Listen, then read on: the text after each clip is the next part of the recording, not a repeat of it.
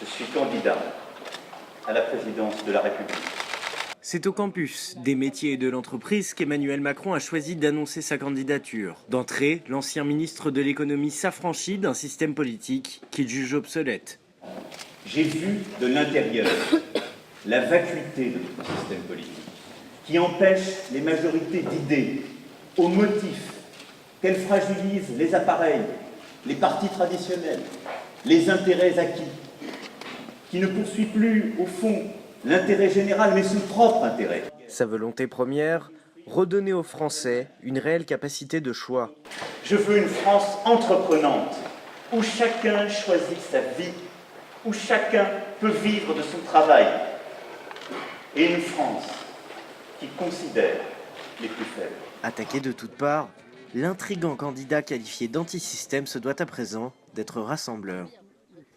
Pour les élus qui nous soutiennent et qui affichent leur soutien, ils montrent aussi que les affaires d'appareil, pour eux, c'est terminé, c'est du passé, et qu'il y a aujourd'hui un autre combat à mener que celui des investitures et des calculs électoraux.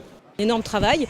Donc pour l'ensemble de ces choses, Emma peut aller très très loin dans sa progression. On voit qu'elle travaille un petit peu ses prises de balles tôt, qu'elle a tendance un petit peu à oublier. Lui, c'est son principal supporter, Nicolas. Son métier, Feel Good Manager, entendait améliorer le bien-être des salariés au quotidien. Assez sympa où on peut se poser. Burn-out, ça reste un vrai problème. Je ne me permettrai pas de dire qu'on peut contrer ni prévenir le burn-out. En revanche, on peut améliorer la qualité de vie au travail, ce qui peut quotidiennement éviter ce genre de choses.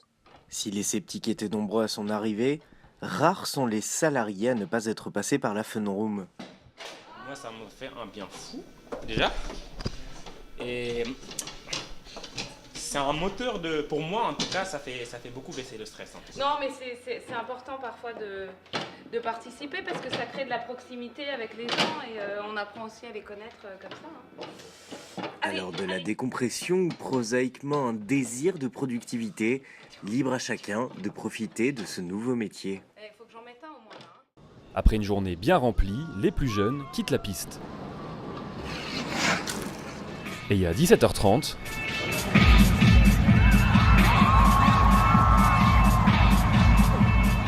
Lumière et boule à facettes, la patinoire du Grand Palais est chaque année un succès.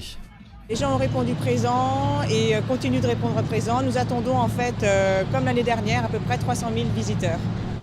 Patiner, chuter, en toute sécurité. En fait, la protection civile est située juste à côté de la patinoire et intervient. On a des régisseurs et on communique extrêmement bien. Donc elle intervient immédiatement directement sur la glace.